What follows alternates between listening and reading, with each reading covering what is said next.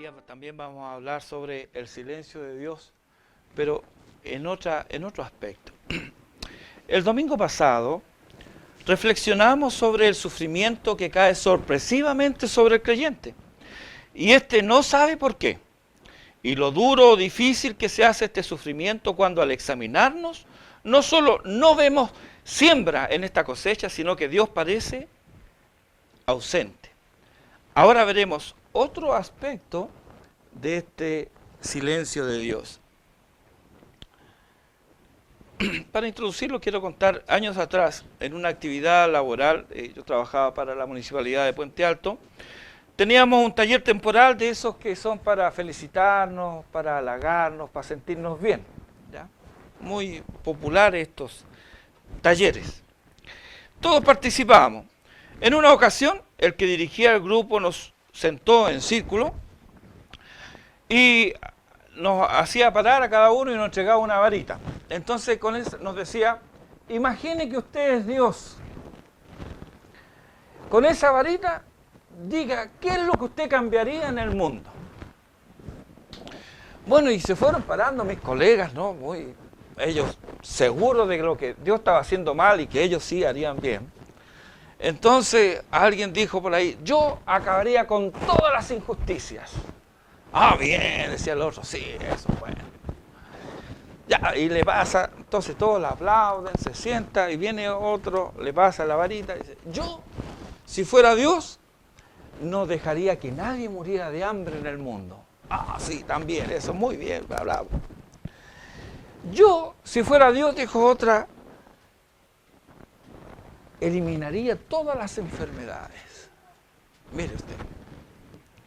Bueno, y me tocaba a mí, y mientras yo pensaba, ¿y yo qué voy a decir de esto? Porque yo normalmente iba en esto porque era obligación. Pero en realidad dejaba harto que decir todas estas cosas, pero tenía que estar. ¿Y yo qué voy a decir, Señor?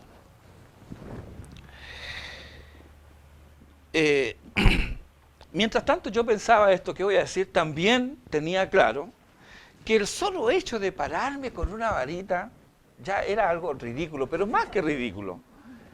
Era un acto blasfemo. Porque ¿cómo podía yo pretender, un ser humano limitado, pretender que iba a hacer algo que Dios no estaba haciendo bien? Hermano, esto es blasfemo.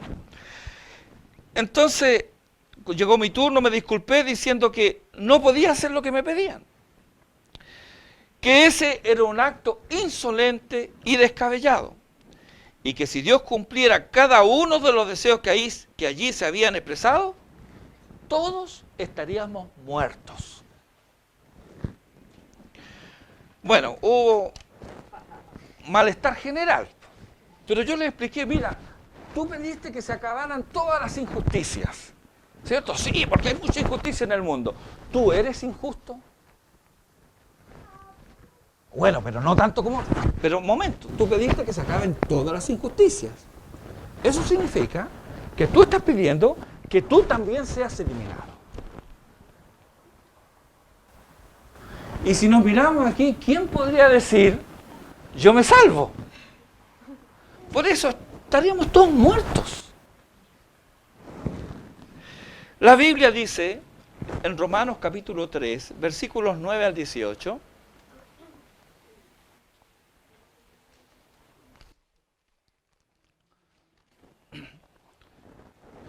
¿qué pues? ¿Somos nosotros mejores que ellos?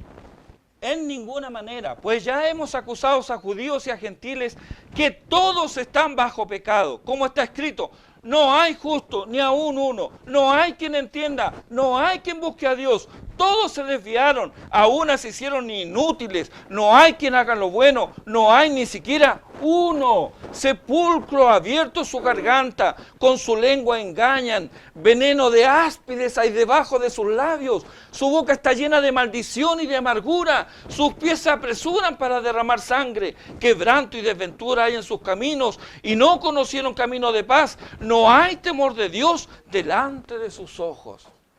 Este es el veredicto de Dios. Ahora sí, uno puede decir, pero esta es la condición de quienes no conocen a Dios. Y es cierto, esta es la condición de quienes no conocen a Dios. Además, sabemos que la retribución del pecado es sufrimiento y es muerte, ¿verdad? Porque la paga del pecado es muerte. Sabemos entonces estas cosas. Ahora, ¿esto significa que los creyentes no pecan? ¿Significa que el pecado no trae consecuencias al creyente? ¿Cuánto del sufrimiento que llevamos es debido al pecado? ¿Estamos experimentando el silencio de Dios en medio de este sufrimiento? El otro era un silencio de Dios en un sufrimiento que no comprendíamos. Pero este es un silencio de Dios en un sufrimiento que sabemos por qué. Jeremías vivió tiempos difíciles. A propósito, mi texto está en Jeremías capítulo 2 y Jeremías capítulo 4. Jeremías vivió en tiempos difíciles. En su juventud temprana fue compañero del último rey piadoso de Judá, Josías. Fueron tiempos de reforma, mas no de avivamiento, que culminaron con el asesinato de este rey antes de cumplir 40 años. Josías, como ustedes saben, asumió al trono a los 8 años, pero a los 39 años él fue asesinado. Fue el último rey piadoso de Judá. Él no vio la desolación y muerte que, como consecuencia del juicio de Dios sobre Judá, se apresuró en venir como río impetuoso bajando de los montes. Jeremías lo vio y lo sufrió. Veamos cómo lamenta Jeremías esta desolación. Allí en el libro de Lamentaciones, en el capítulo 3. Lamentaciones, capítulo 3, versículos 48 al 51. Dice: ríos de agua echan mis ojos por el quebrantamiento de la hija de mi pueblo. Mis ojos destilan y no cesan, porque no hay alivio hasta que Jehová mire y vea desde los cielos. Mis ojos contristaron mi alma por todas las hijas de mi ciudad.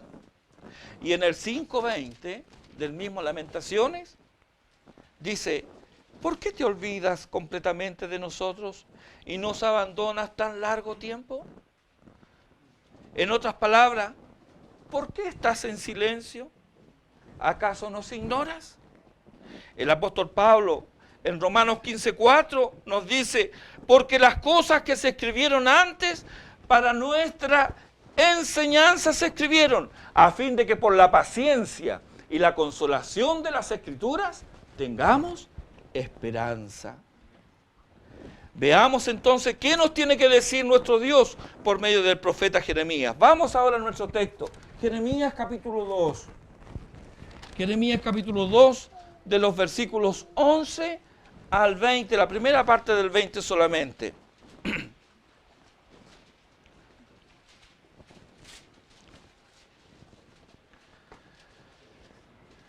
Jeremías 2 dice: ¿acaso alguna nación ha cambiado sus dioses, aunque ellos no son dioses?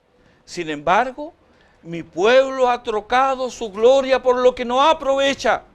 Espantaos, cielos, sobre esto y horrorizaos, desolaos en gran manera, dijo Jehová, porque dos males ha hecho mi pueblo. Me dejaron a mí fuente de agua viva y cavaron para sí cisternas rotas que no retienen agua. ¿Es Israel siervo? ¿Es esclavo? ¿Por qué ha venido a ser presa? Los cachorros del león rugieron contra él, alzaron su voz y asolaron su tierra. Quemadas están sus ciudades, sin morador. Aún los hijos de Memphis y de Tafnes te quebrantaron la coronilla. ¿No te acarrió esto el haber dejado a Jehová tu Dios cuando te conducía por el camino? Ahora pues, ¿qué tienes tú en el camino de Egipto para que bebas agua del Nilo? ¿Y qué tienes tú en el camino de Asiria para que bebas agua del Éufrates? Tu maldad te castigará y tus rebeldías te condenarán. Sabe pues y ve cuán malo y amargo es el haber dejado tú a Jehová tu Dios y faltar mi temor en ti, dice el Señor, Jehová de los ejércitos. Porque desde muy atrás rompiste tu yugo y tus ataduras y dijiste: no serviré. Vamos al capítulo 4, versículo 1 y 2. si te volvieres, oh Israel, dice Jehová, vuélvete a mí.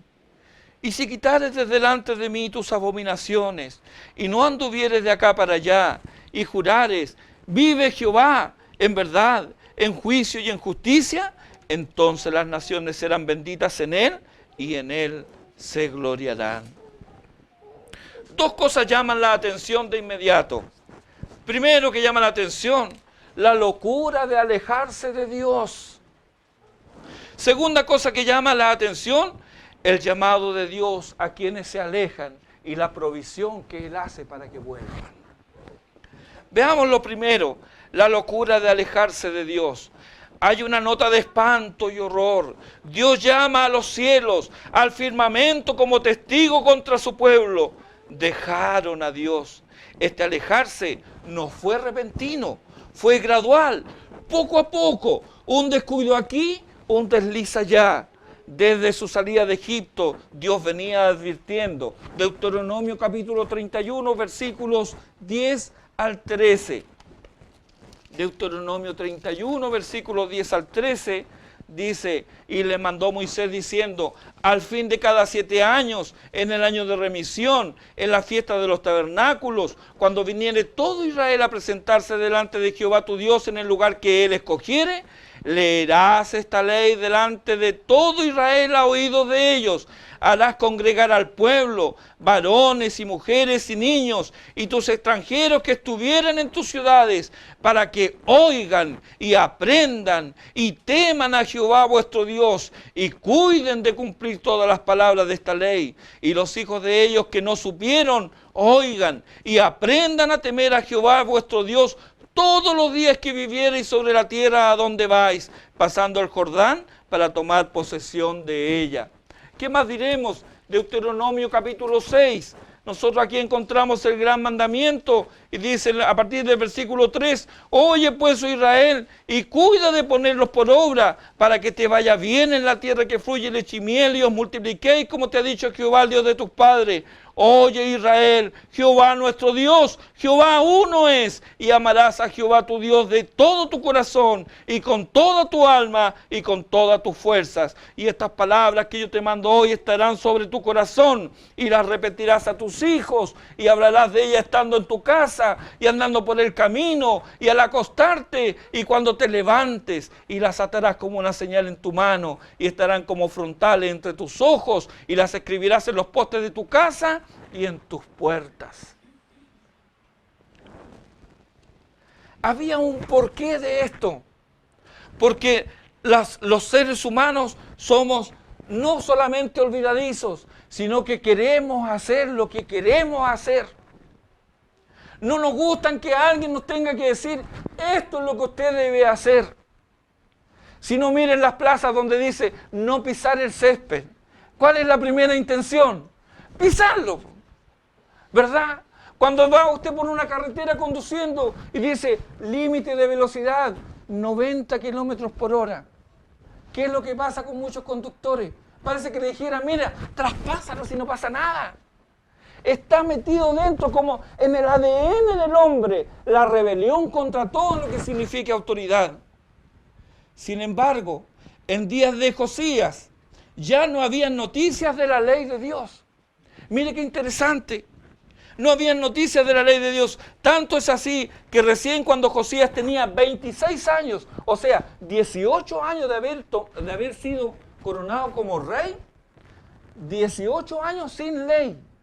Y cuando él tenía 26 años, descubren, y por casualidad, los rollos de la ley en el templo. Habían olvidado la ley de Dios. Esto que Dios le dice a Moisés, que Dios le dice al pueblo, no te olvides, lo vas a repetir a tus hijos, lo van a escuchar los extranjeros, todos los que estén contigo. Esto se había olvidado. Habían olvidado la ley de Dios. Y estos rollos los encontraron al reparar la casa del Señor que estaba descuidada. Habían olvidado la adoración. Josías también sacó los ídolos del templo del Señor. Sí, ídolos del templo del Señor. habían caído en la idolatría a los Baales. ¿Pero quiénes eran los Baales? Hermanos, los Baales eran dioses muy populares en ese tiempo. Y sabe que hoy día también, porque los Baales representan la comodidad, los Baales representan la riqueza, los Baales representan el dinero, el poder, los Baales representan la fertilidad. Eso es el culto a Baal. Eran los dioses de la fertilidad, de la economía, del bienestar. Habían caído también en el materialismo y comodidad, lo que unía estrechamente a esta situación. Los hombres habían perdido su rol de líderes y guías de sus familias, y las mujeres habían usurpado ese lugar para la ruina de ellas, de sus familias y de su nación. Veámoslo, leámoslo en Jeremías 44. Está expresada, hermanos, de una manera clarísima, tan clara que llega a dar espanto en cómo se parece a muchas situaciones que vemos en el día de hoy. Jeremías, capítulo 44. A partir del versículo 15, dice así: entonces todos los que sabían que sus mujeres habían ofrecido incienso a dioses ajenos, y todas las mujeres que estaban presentes, una gran concurrencia, y todo el pueblo que habitaba en tierra de Egipto, en Patros, respondieron a Jeremías diciendo, fíjese, la palabra que nos has hablado en nombre de Jehová, no la oiremos de ti. En palabras modernas, no estamos ni ahí con lo que tú dices, Jeremías. Vamos a seguir lo que nosotros pensamos.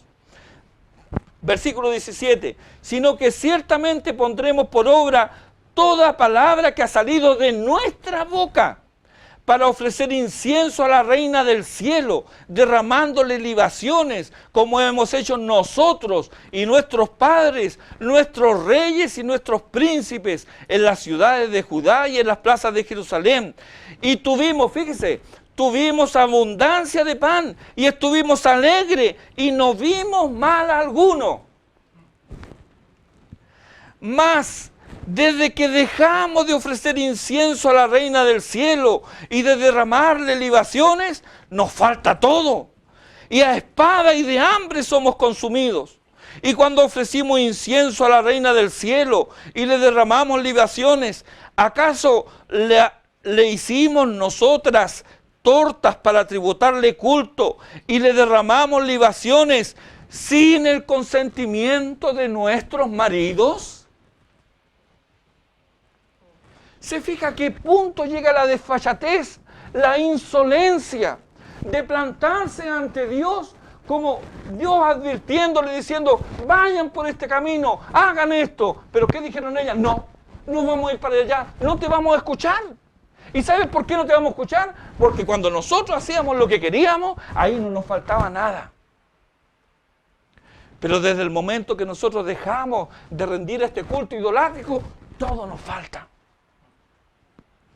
Hermanos, dígame si esto no se parece a la situación hoy día actual en muchos hogares. Tenemos aquí un patrón de conducta que Dios resume en la frase, me dejaron a mí. Me dejaron a mí. Dejaron su palabra. Ya no la consideraban. Pues los rollos por allá están, en alguna parte. Tu Biblia, no sé dónde está. La voy a buscar porque tengo que ir al culto. En cierta oportunidad, alguien fue a mi hogar. Yo era un jovencito. Mi abuelo me regaló mi primera Biblia cuando yo tenía 12 años. Tenía como 16. Y llega a mi hogar y ve arriba de la heladera una Biblia. Y dice, el dueño de esa Biblia tiene muchos problemas con Dios. Y yo sabía que era la mía. Entonces le digo, ¿cómo sabe usted eso? Ah, dice, porque esa Biblia está llena de polvo. Tú no la lees. Olvidaron, dejaron su palabra. la persona que fue tenía razón. Yo estaba caminando por otro lado. No se necesita ser pitonizo, hermanos, para saber que un hermano o una hermana está descuidando su deber para con la palabra de Dios. Basta observarlo brevemente en su andar. Basta escuchar sus palabras. ¿Qué es lo que sale de su boca? ¿Qué es lo que dice la palabra de Dios? De la abundancia del corazón habla la boca. Cuando el apóstol Pablo dice que aquellos que son llenos del Espíritu, dice que la palabra de Cristo mora en abundancia en vuestros corazones. Si la palabra de Cristo mora en abundancia en el corazón, ¿qué va a salir de la boca de ese creyente? La palabra de Dios, palabra de bendición. Dice que también aquel que es lleno del Espíritu es agradecido. Por lo tanto, aquel que camina en comunión con Dios, hermano, lejos va a estar de él la ingratitud, lejos va a estar de él el tono quejumbroso, muy por el contrario, va a estar agradecido a Dios. Dejaron su palabra, dejaron la adoración, el ausentarse de la casa del Señor, el ausentarse del lugar de adoración común, es un síntoma inequívoco de que hay cosas que están mal. Hermanos, ya tenemos dos. Se abandona la palabra, se deja la adoración. No se lo considera como cosa importante. Ay, ¿qué más da? Total, voy el otro domingo. Hermanos queridos, este es un patrón de conducta que debemos evitar. Dejaron su palabra, dejaron la adoración. Tercer lugar, dejaron de confiar en Dios para sus necesidades. ¿Por qué dejaron de confiar en Dios para sus necesidades? Porque comenzaron a servir a los Baales. Porque veían a los impíos y decían, pero ¿cómo a ellos no les falta nada? Y ellos no adoran a Jehová, ellos adoran a Baal, adoremos también a Baal nosotros. Porque también los impíos decían, ¿saben qué? El Dios de los israelitas es el Dios de los montes, pero Baal es el Dios de la llanura. Entonces en la llanura se daban los pastos altos, se daban buenas hortalizas, por lo tanto, Baal bendecía en la llanura. Y ellos entraron en este juego. El culto a Baal en su forma más estrafalaria, más grotesca, que se practicó en Cartago y que llevó a Israel Jezabel, era el culto donde la perversión era de tal manera que se ofrecían a los pequeños a este Dios. Y tenemos un rey de Israel como Manasés, ofreciendo su primogénito a este Dios. Hermano, y ofrecer no es solamente dejarlo, era un ídolo de bronce normalmente, con los brazos extendidos, que se le ponía leña porque era hueco, esto se calentaba demasiado y allí, en esos brazos de metal ardiendo, se dejaba un niño vivo. ¿Qué es lo que está pasando hoy día en nuestra sociedad? En pro del bienestar económico, no se teme dejar a los niños abandonados a su suerte. Hay una devaluación de la vida humana que nace del deseo de tener y obtener. No se conforman con ser, no, hay que tener. Si tú no tienes, no sirves. Si tú no tienes, no existes. Esa es una mentira. Esa es una mentira del diablo. ¿Por qué? Porque nosotros somos, porque Dios es el que nos dio vida. Hermanos, y en la búsqueda de estas satisfacciones momentarias, de estas gratificaciones, se devalúa la vida. Y es lo que hoy vemos en el infanticidio, en el aborto, en tantos niños abandonados y maltratados. Qué triste es que estas ideas a veces entran dentro de las congregaciones. ¿Y dónde hacen nido? En aquel que ha abandonado la palabra de Dios, en aquel que ha dejado la adoración a Dios, en aquel que ya no confía en Dios para la provisión de sus necesidades materiales. Entra entonces a mellar aquí el materialismo y el afán de tener más. Otro patrón de conducta, dejaron de cumplir los roles asignados por Dios en sus familias. Ya lo veíamos, ya los hombres no mandaban. eran las mujeres. Hermano, y este no es un concepto machista, que no le metan ese cuento. Dios ha establecido el matrimonio. Dios ha establecido rol para el hombre y para la mujer.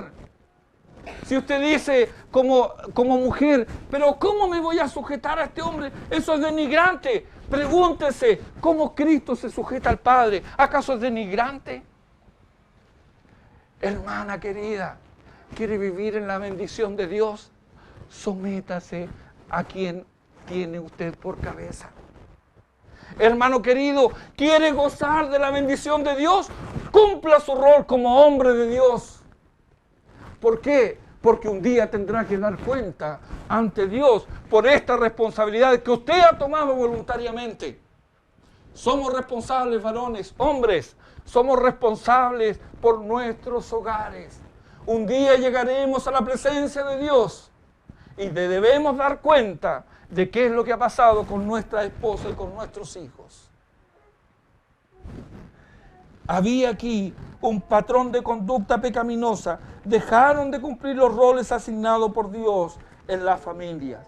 Ahora, ¿qué relación tiene todo lo anterior con amar a Dios, estarle agradecidos y vivir en dependencia de Él?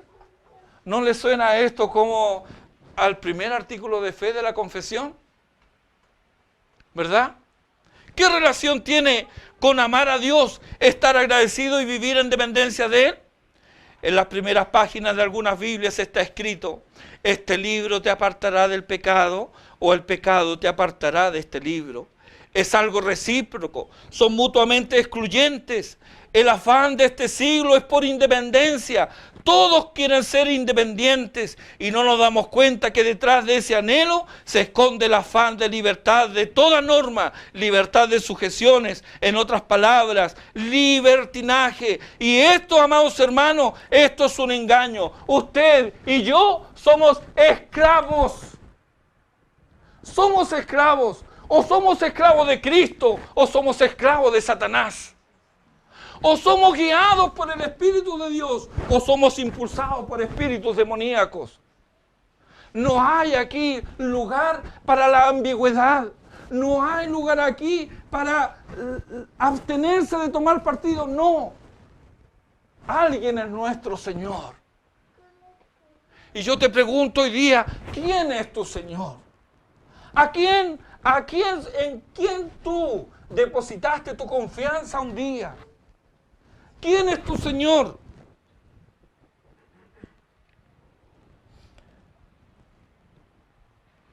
Los frutos que demostremos también mostrarán sin lugar a equívocos si estos provienen de la vid o de los espinos.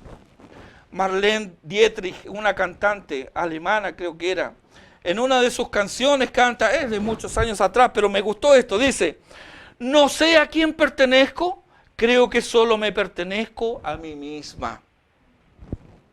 El apóstol Pablo dice: con Cristo estoy juntamente crucificado, y ya no vivo yo, mas vive Cristo en mí. Él le pertenecía a Cristo, no se pertenecía a sí mismo. ¿A quién le pertenecemos? ¿A quién le perteneces tú? ¿A quién le pertenezco yo? Bueno, si le pertenezco a Cristo, le debo fidelidad y obediencia a Él. Veamos ahora las consecuencias de esta locura. ¿Cuál locura? La locura de dejar a Dios. Versículos 14 al 20. Dice: ¿es Israel siervo o es esclavo? ¿Por qué ha venido a ser presa? Dios, por medio de Jeremías, hace ahora 3 preguntas retóricas cuya respuesta sabemos. ¿Es Israel siervo? Sí, es Israel siervo. ¿Pero cómo? ¿Israel no estaba en esclavitud en Egipto? Claro que sí. ¿Y por qué Dios la sacó de ahí? Porque estaba en servidumbre. ¿Y para qué la sacó? Para que sea libre, en una tierra que fluía leche y miel. ¿Y por qué ahora es siervo? ¿Es Israel siervo? Sí. ¿Es Israel esclavo? Sí. ¿Por qué ha venido a ser así? Por dejar a Dios. Versículo 17. ¿No te acarrió esto el haber dejado a Jehová tu Dios cuando te conducía por el camino? Ahora aquí en el versículo 19 vemos el sufrimiento que aflora raudal como consecuencia de la locura de apartarse de Dios y de la ausencia de temor del Señor en el corazón impenitente. Mira el versículo 19. Tu maldad te castigará y tus rebeldías te condenarán. Sabe pues y ve cuán malo y amargo es el haber dejado tú a Jehová tu Dios y faltar mi temor en ti, dice el Señor, Jehová de los ejércitos.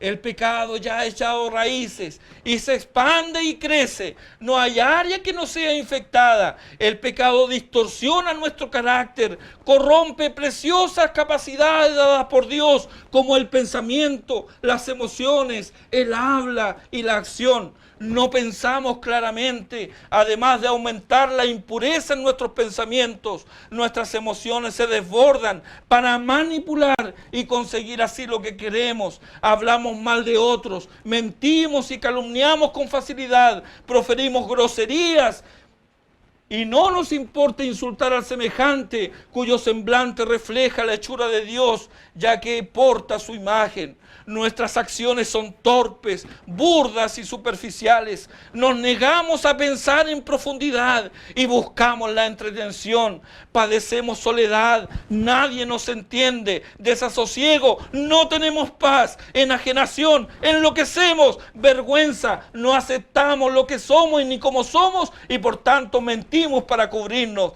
Y también padecemos futilidad, nada tiene sentido. Todo esto es consecuencia del pecado. Aparece la depresión y el insomnio. Antes de seguir, quiero decir, muchas de las enfermedades ciertamente tienen un origen distinto del pecado, pero muchas de las enfermedades tienen un origen también en el pecado, en hacer las cosas que Dios dice que no hagamos. Aparece la depresión y el insomnio. Nos estresamos con facilidad. Nos alimentamos mal y tenemos problemas digestivos. Los amigos nos evitan como si estuviésemos contagiados con sarna y no encontramos nada digno de elogio o gratitud. Somos amargados, todo nuestro ser ha sido contaminado y lo que es peor, el orgullo es rey de nuestra vida y nos impide reconocer nuestros errores, nos impide pedir perdón, nos impide reconciliarnos, nos impide agradecer y declararnos necesitados. El tiempo que ha pasado tiene un efecto pernicioso, ya que las raíces amargas se profundizan y los callos han embotado nuestros sentidos para no oír ni obedecer. Todo esto no es más que una pobre descripción de la sombra de los efectos del pecado en nuestras vidas. Ciertamente faltaría el tiempo y me faltarían palabras para describir las consecuencias del pecado en nuestras vidas. Estas son las consecuencias de abandonarse al pecado. Pero ¿hay esperanza? Leíamos en Romanos 15:4 que las cosas que se escribieron antes son para nuestra instrucción y también para que tengamos esperanza y consolación. Por ello, nuestro segundo punto es el llamado de Dios a los que se alejan y su provisión para ellos. Veamos Jeremías capítulo 4, versículos 1 y 2. Si te volvieres, oh Israel, vuélvete a mí. ¿Cómo nos volvemos a Dios? Nos volvemos a Dios en arrepentimiento. Debemos quitar los ídolos, las abominaciones de nuestros corazones. Raquel huía con Jacob a lo que sería su nuevo hogar, pero ella había hurtado los ídolos de su padre y se había sentado sobre ellos para no ser descubierta. He descubierto que esta es una práctica común de los creyentes. Se sientan sobre sus ídolos para que los demás no los vean. Esto lo encuentra en Génesis 31. Muchas Raquel hay hoy, creyentes que ocultan sus ídolos y hacen lo que sea para no ser descubiertos. Dios te ve y te conoce. Abandona ese ídolo.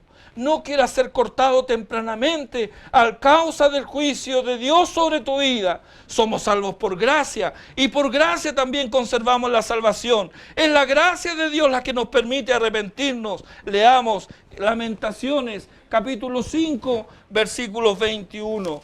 Mire cómo lo dice. Vuélvenos, oh Jehová, a ti y nos volveremos.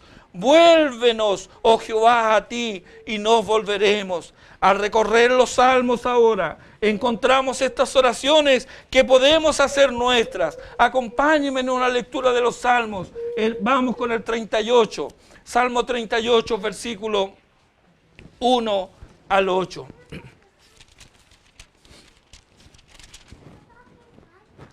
Jehová, no me reprendas en tu furor, ni me castigues en tu ira, porque tus saetas cayeron sobre mí, y sobre mí ha descendido tu mano.